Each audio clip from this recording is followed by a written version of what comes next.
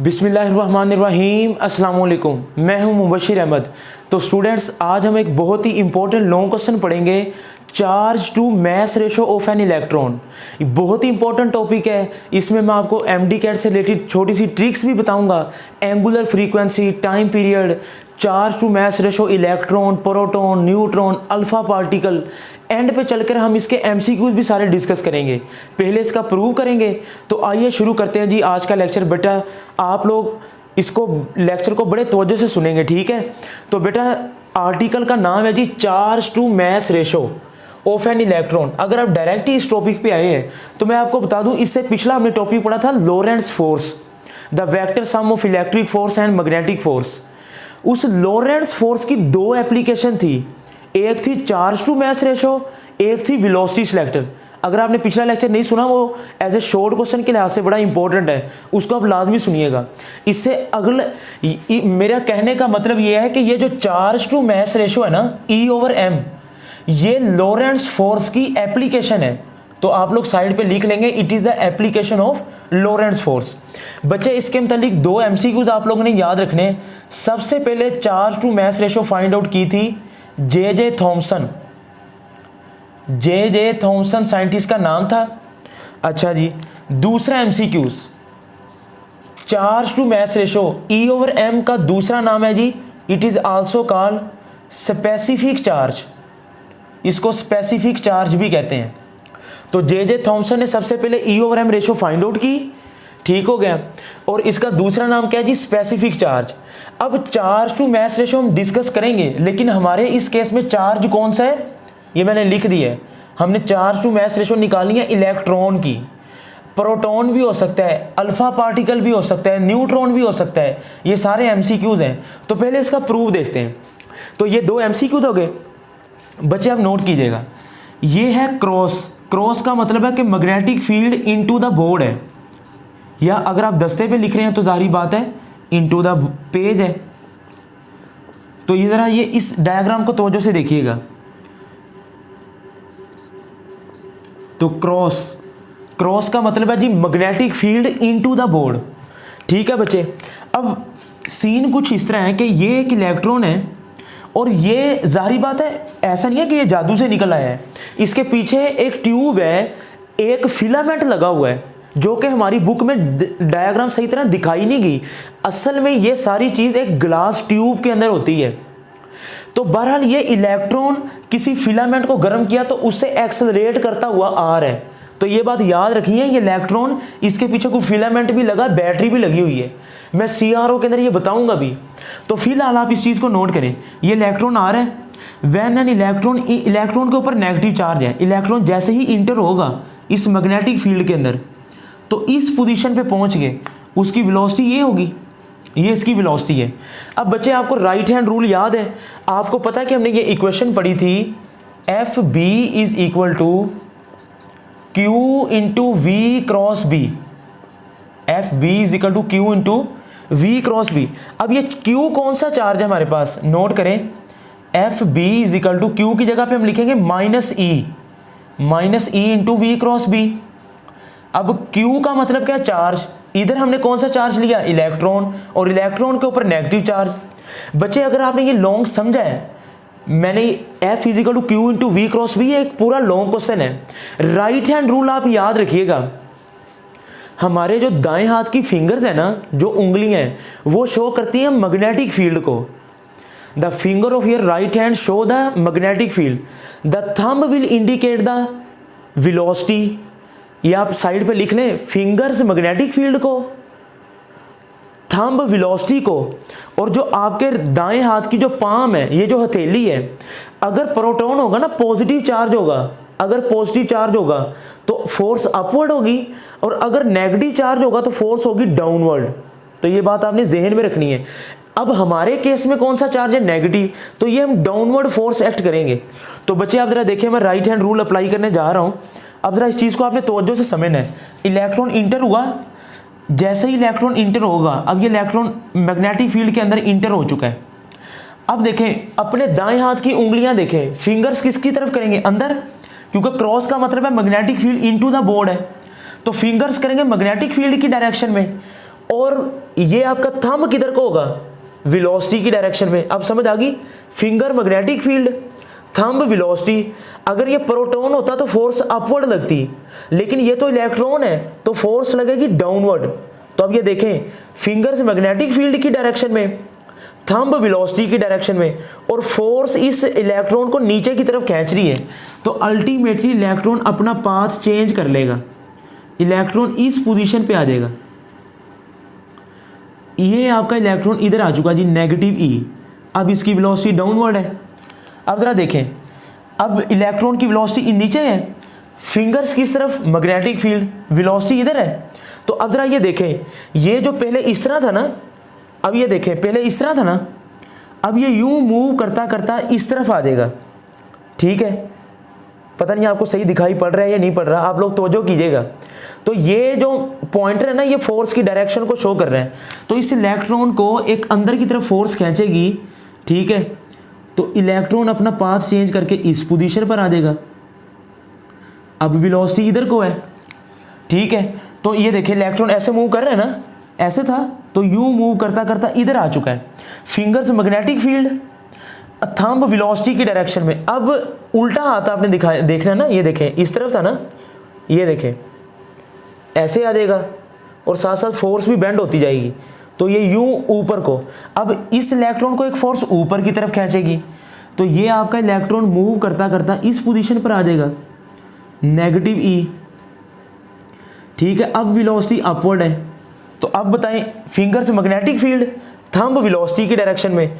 तो ये उल्टा हाथ, ये फोर्स अंदर की तरफ लगेगी। तो इलेक्ट्रॉन मूव करता करता अपनी असल पोजीशन पे चला जाएगा जहां से शुरू किया था। तो ये बच्चे एक सर्कुलर पाथ बन जाएगा इलेक्ट्रॉन का। तो ये एक सर्कुलर पाथ है इलेक्ट्रॉन का, इसको नोट कीजिएगा। अब मुझे बताएं, जब इलेक्ट्रॉन इंटर हुआ तो ये कौन सी डायरेक्शन है, ये कौन सा सर्कल है, क्लॉकवाइज। तो ये बेटा नोट कीजिएगा कि जब इलेक्ट्रॉन इंटर होगा ना मैग्नेटिक फील्ड के अंदर, तो आपके जो सर्कल बनेगा उसकी डायरेक्शन होगी क्लॉकवाइज। और जब प्रोटॉन इंटर होगा तो उसका जो सर्कल होगा उसकी डायरेक्शन होगी जी एंटी क्लॉकवाइज। यानी कि इलेक्ट्रॉन यूं मूव कर रहा है ना, तो प्रोटॉन यूं मूव करेगा एंटी क्लॉकवाइज।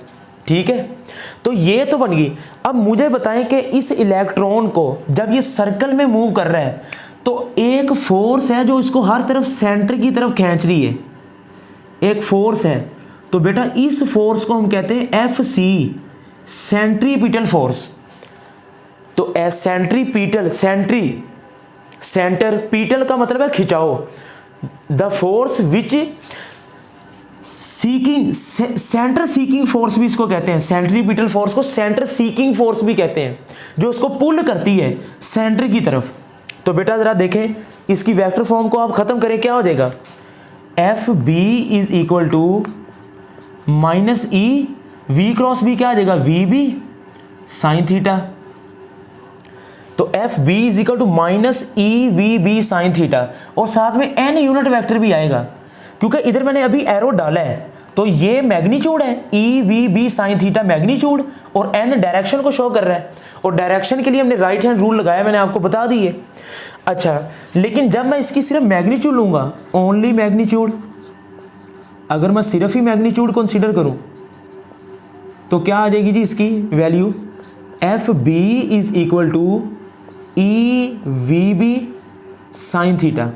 अगर मैं सिर्फ मैग्नीट्यूड लूँ, माइनस साइन इग्नोर कर देंगे हम, क्योंकि हम सिर्फ मैग्नीट्यूड को कंसीडर कर रहे हैं, और एन भी खत्म हो जाएगा, इधर से एरो भी खत्म हो गया।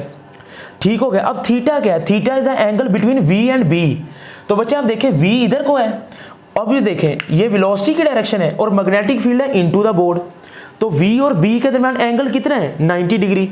ये वेलोसिटी है, क्रॉस का मतलब इनटू द बोर्ड, तो वी और बी के दरमियान 90 डिग्री। अब ये अगर वेलोसिटी नीचे को है तो इधर भी एंगल 90 डिग्री, अगर वेलोसिटी इधर को है तो एंगल हर जगह पे वी और बी के दरमियान 90 डिग्री ही है। तो बच्चे पुट करवाएंगे, ये बात आप साइड पे एमसीक्यूज के तौर पर लिखेंगे। सी डब्ल्यू का मतलब है क्लॉकवाइज, क्लॉकवाइज एंटी क्लॉकवाइज। तो थीटा कितना जी, 90 डिग्री। ये किसके दरमियान है, वी और बी के दरमियान। तो आपके पास इक्वेशन क्या आ जाएगी, F B is equal to E V B sine 90 degree, और साइन 90 क्या होता है, 1। तो बच्चे आपके पास फाइनल जो इक्वेशन आ जाएगी वो आ जाएगी F B is equal to E V B. तो अब ये आपके पास मैग्नेटिक फोर्स आ चुकी है E V B, sine 90 degree 1 हो गया जी, ठीक हो गया। अब एक तो इलेक्ट्रॉन जब मैग्नेटिक फील्ड के अंदर मूव करेगा, एक तो फोर्स लगेगी इसके ऊपर मैग्नेटिक फोर्स, और दूसरा सर्कल में मूव करने की वजह से कौन सी फोर्स है, सेंट्रीपिटल फोर्स। तो बेटा क्या आ जाएगा, सेंट्रीपिटल फोर्स का फार्मूला आप जानते हैं ना, F C is equal to M V square over R. तो ये मैग्नेटिक फोर्स का फार्मूला आ गया और एक सेंट्रीपिटल फोर्स का, ठीक हो गया। अब अगर हम चाहते ना कि ये इलेक्ट्रॉन सर्कल में मूव करता रहे, तो ये ज़रूरी है कि मैग्नेटिक फोर्स और सेंट्रीपिटल फोर्स इन दोनों की मैग्नीट्यूड सेम हो जाए। तो for uniform circular motion we can say F B is equal to F C, magnetic force will be equal to centripetal force. तो एफ बी की वैल्यू क्या है जी, ई वी बी, और एफ सी की M V square over R. तो हमने find out क्या करना था, देखें इधर, E over M ratio, charge to mass, E over ये जो एम मल्टीप्लाई हो रहा है नीचे जाकर डिवाइड हो जाएगा, ठीक हो गया जी।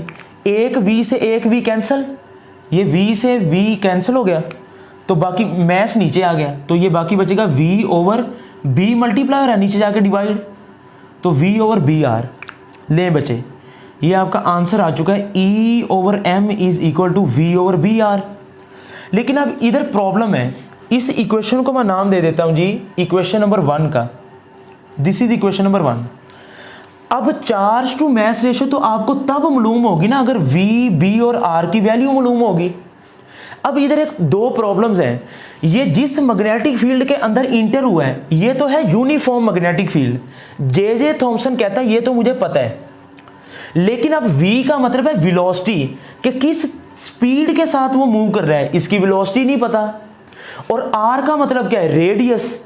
रेडियस किसका, ये जो इलेक्ट्रॉन सर्कल में मूव कर रहा है ना, ये सेंटर से लेके यहां तक का फासला रेडियस है, तो अब रेडियस भी नहीं पता।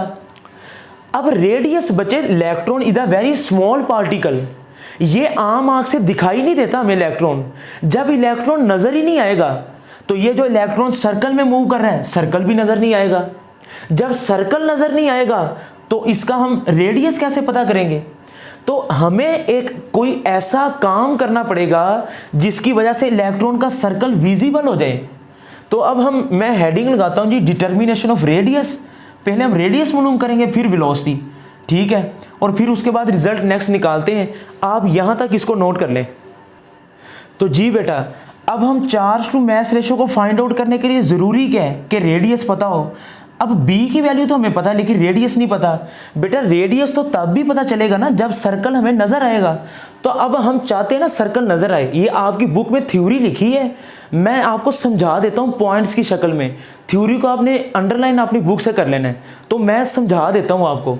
बेटा आपकी बुक वाला कहता है जी एक ग्लास ट्यूब लें, we have a glass tube, एक शीशे की ट्यूब लें, उस शीशे की ट्यूब के अंदर हाइड्रोजन गैस या हीलियम गैस, दोनों में से कोई भी आप फिल कर दें, लेकिन उसको आपने फिल करना है एट लो प्रेशर, उसका प्रेशर थोड़ा सा कम रखना है। ये आपकी बुक का पैराग्राफ है जिसको मैं पॉइंट्स बना के लिख रहा हूँ।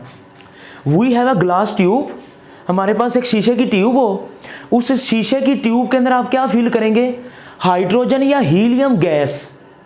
और हाइड्रोजन और हीलियम गैस का प्रेशर क्या होना चाहिए, लो। ये एमसीक्यूज हैं, ओके।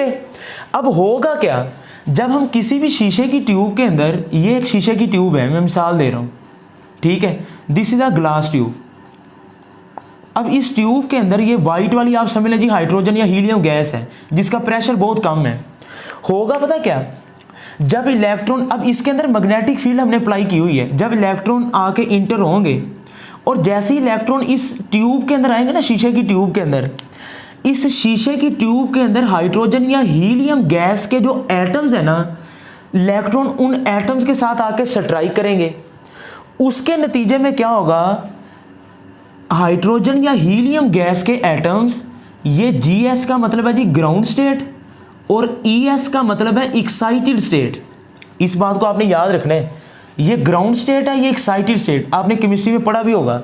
जैसे ही इलेक्ट्रॉन इस शीशे की ट्यूब के अंदर मौजूद हाइड्रोजन और हीलियम गैस के साथ आके स्ट्राइक करता है, इस हीलियम गैस के एटम्स इस इलेक्ट्रॉन अपनी एनर्जी इनको ट्रांसफर करता है हाइड्रोजन गैस के एटम्स को।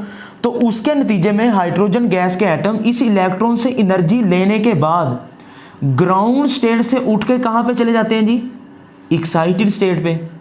इसको कहते हैं एनर्जी अब्जॉर्ब, ये एनर्जी अब्जॉर्ब करेंगे जब एटम्स, ये एटम किसका है, हाइड्रोजन या हीलियम गैस का, वो ग्राउंड से एक्साइटेड था, उसको एनर्जी चाहिए, वो एनर्जी देगा कौन, ये इलेक्ट्रॉन जब आके स्ट्राइक करेगा।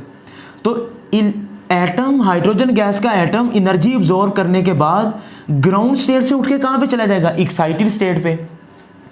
ठीक हो गया जी। इस शीशे की ट्यूब को मैं थोड़ा सा बड़ा कर लेता हूँ। अब उसके बाद क्या होगा, अब उसके बाद क्या होगा बेटा, ये देखें, ये फिर मैं एक्साइटेड स्टेट बनाता हूँ और ये ग्राउंड स्टेट। ES का मतलब क्या है, एक्साइटेड स्टेट, और GS का मतलब क्या है, ग्राउंड स्टेट। अच्छा जी, अब क्या होगा, ये एटम ग्राउंड स्टेट से उठ के एक्साइटेड स्टेट तक आ गया। यहाँ पर याद रखें, जब ग्राउंड से एक्साइटेड तक जाएगा तो एनर्जी अब्जॉर्ब करेगा, लेकिन जब एक्साइटेड से ग्राउंड तक, इस अमल को कहते हैं एक्साइटेशन। ग्राउंड स्टेट से एक्साइटेड तक जाना, दिस इज कॉल्ड एक्साइटेशन। लेकिन जब वो वापस आएगा ना एक्साइटेड स्टेट से ग्राउंड स्टेट की तरफ, एक्साइटेड से ग्राउंड स्टेट की तरफ, तो जो उस, इसको कहते हैं एक्साइटेशन, इसको कहते हैं डी एक्साइटेशन। ये एनर्जी जितनी अब्जॉर्ब करेगा उतनी ही एमिट कर देगा। ये एनर्जी क्या होगी जी, एमिट। एनर्जी क्या होगी जी, एमिट होगी। ये मैं ब्लू से बना देता हूँ क्योंकि ब्लू लाइट ही एमिट होगी। तो ये एनर्जी, ये अब्जॉर्ब हो रही है और ये एनर्जी एमिट हो रही है। जब एक्साइटेड से ग्राउंड तक वापस आएगा, ये एनर्जी किस शक्ल में एमिट होगी, ये आप लिख लें, this is visible blue light.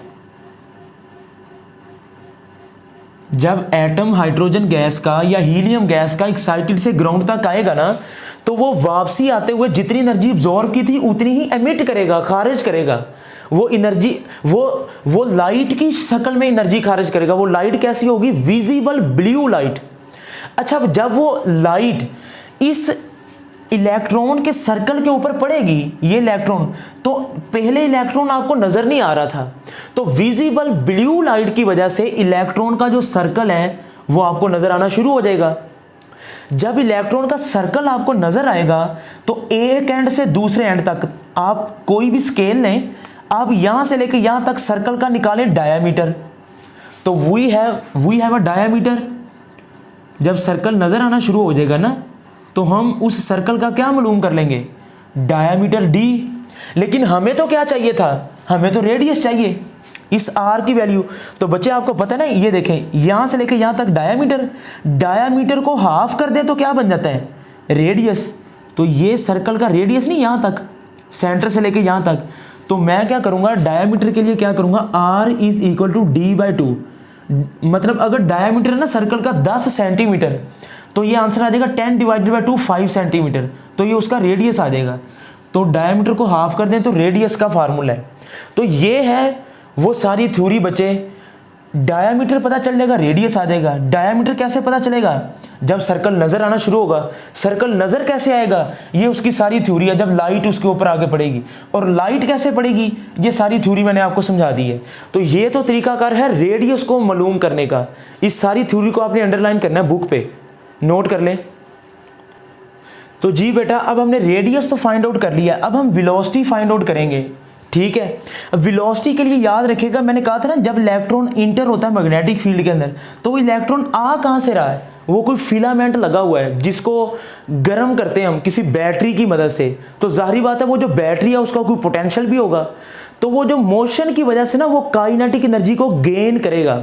तो काइनेटिक एनर्जी गेन कितनी होगी जी, kinetic energy is equal to EV।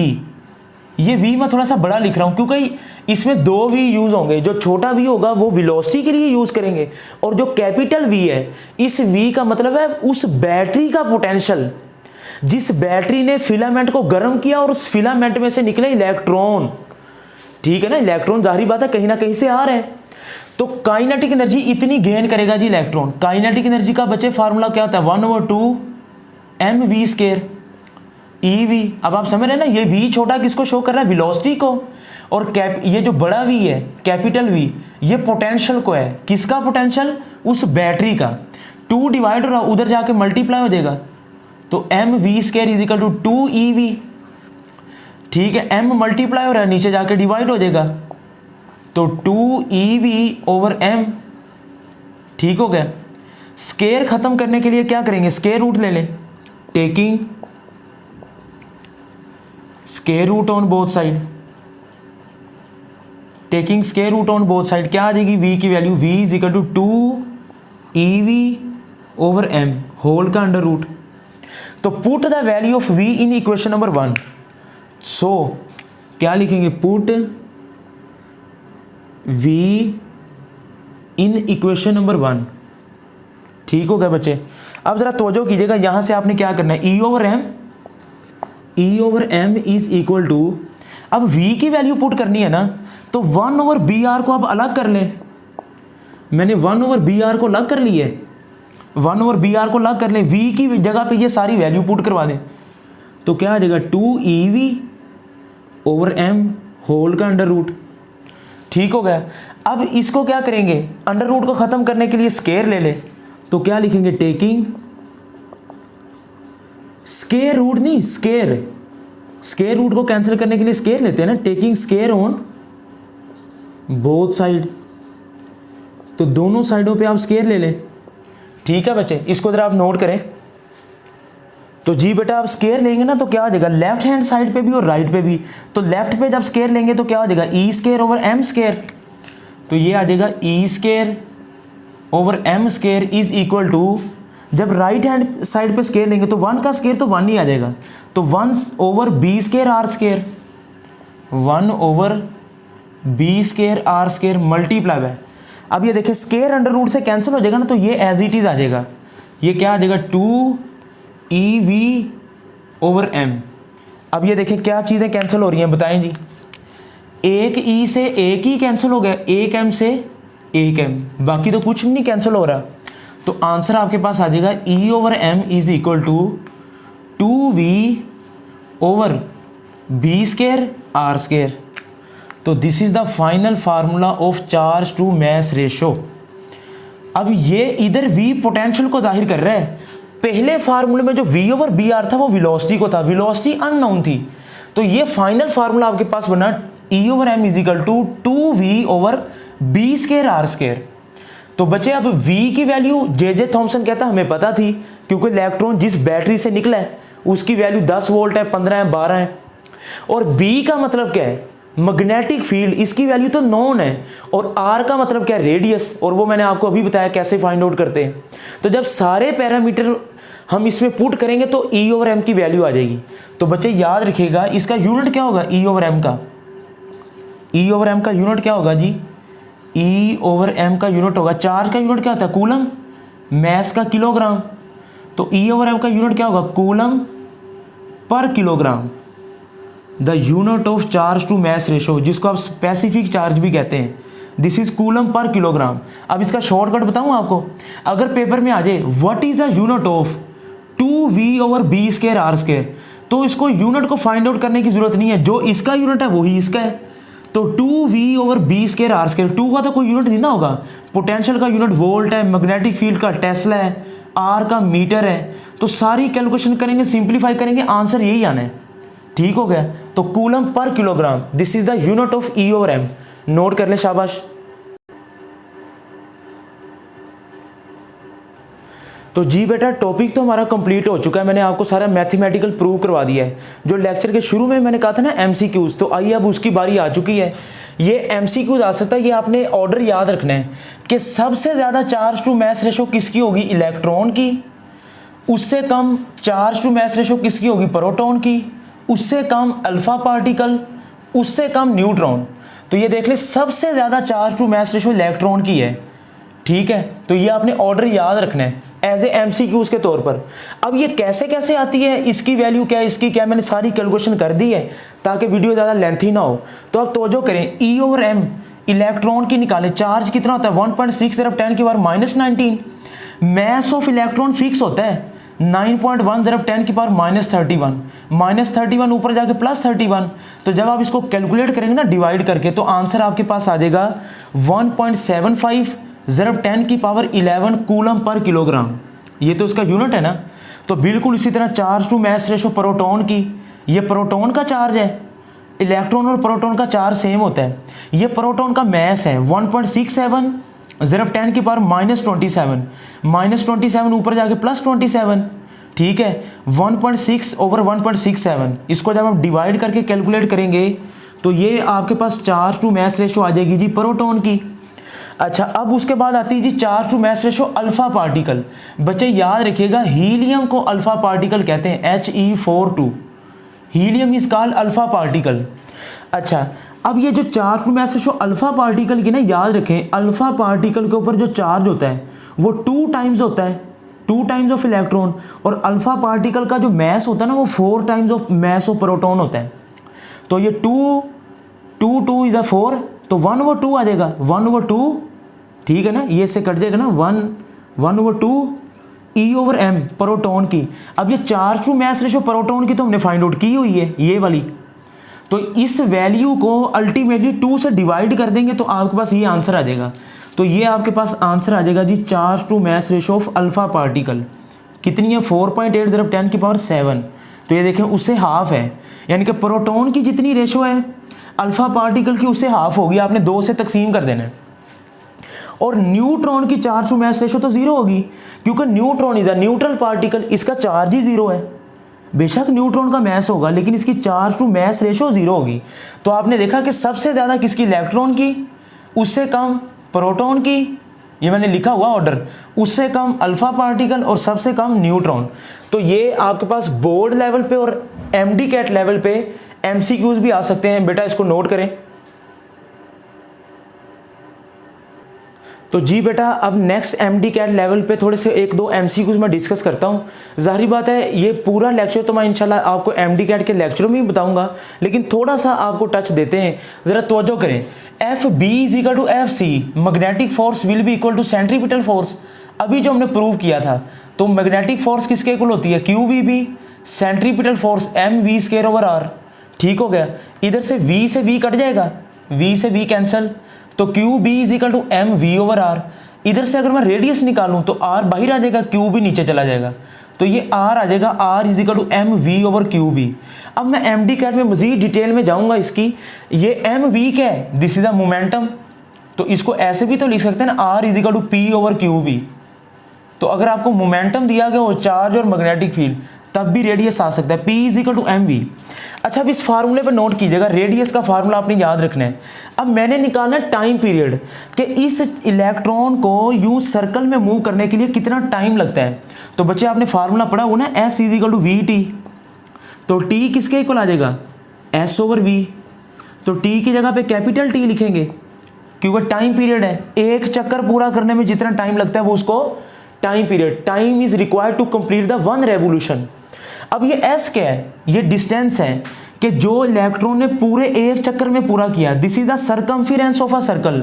तो एक चक्कर कितना होता है सर्कल का सर्कमफिरेंस, S की जगह पे क्या लिखेंगे, 2πr/v। तो टाइम पीरियड का फार्मूला क्या आ जाएगा जी, T = 2πr/v। अब R की वैल्यू पुट करवा दें, ये mv/QB, तो T = 2π/v को लग कर लें, तो R की जगह पे क्या आ जाएगा, mv/QB। ठीक हो गया, क्या चीज़ें कट जाएंगी, V से V कट जाएगा, बाकी क्या बचा, T = 2πm/QB। तो ये एमडी कैट में एमसीक्यू जाता है बच्चे, इलेक्ट्रॉन या प्रोटॉन या अल्फा पार्टिकल के टाइम पीरियड का फार्मूला 2πm/QB।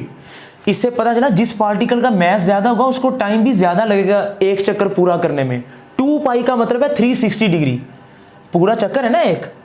अच्छा, टाइम पीरियड का फार्मूला आप याद रखेंगे 2πm/QB। फ्रीक्वेंसी का क्या हो जाएगा, फ्रीक्वेंसी इसके उलट हो जाएगी, आपको पता है F = 1/T, तो उसको उलट कर दें फ्रीक्वेंसी के केस में, तो F = टाइम की वैल्यू ये पुट करवाएंगे ना तो QB ऊपर चला जाएगा, तो फ्रीक्वेंसी आ जाएगी QB/2πm। तो ये फार्मूला बन जाएगा जी आपके पास फ्रीक्वेंसी का। अच्छा, अगर मैंने एंगुलर फ्रीक्वेंसी फाइंड आउट करनी है तो बेटा क्या आ जाएगा, एंगुलर फ्रीक्वेंसी को ओमेगा से जाहिर करते हैं ना हम, तो एंगुलर फ्रीक्वेंसी क्या आ जाएगी, तो ये आपने पढ़ा हुआ है angular frequency which is equal to omega is equal to 2 pi F. Angular frequency का फार्मूला है 2 पाई एफ की वैल्यू पुट करवाएं, क्या आ जाएगी, Q B over 2 pi M. ठीक होगा जी, 2 पाई से 2 पाई कट गया, तो omega is equal to Q B over M. तो ये देख लें, अब 2-3 फार्मूले हैं, आपने ये इसको रिमेंबर कर लेना है। कौन कौन से, एक है टाइम पीरियड का, एक ये फार्मूला फ्रीक्वेंसी का, एंगुलर फ्रीक्वेंसी का। याद रखेंगे 2 पाई एम और क्यू बी, टाइम पीरियड में कहीं वेलोसिटी का जिक्र आ रहा है नहीं, तो ये बात आपने याद रखनी है, time period is independent of velocity,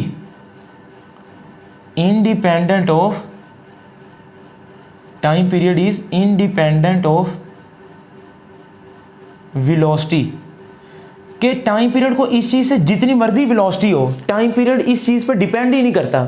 तो बेटा ये टाइम पीरियड, फ्रीक्वेंसी और एंगुलर फ्रीक्वेंसी, और ये रेडियस का फार्मूला जिसको मैंने मोमेंटम की शक्ल में लिखा है, ठीक है, ये चंद MD CAT लेवल पे इंपॉर्टेंट है, तो आप इसको रिमेंबर कर लीजिएगा। मजीद MD CAT के लिए इंशाल्लाह हमारे लेक्चर का वेट कीजिएगा। कमेंट सेक्शन में फीडबैक ज़रूर दें आप लेक्चर का।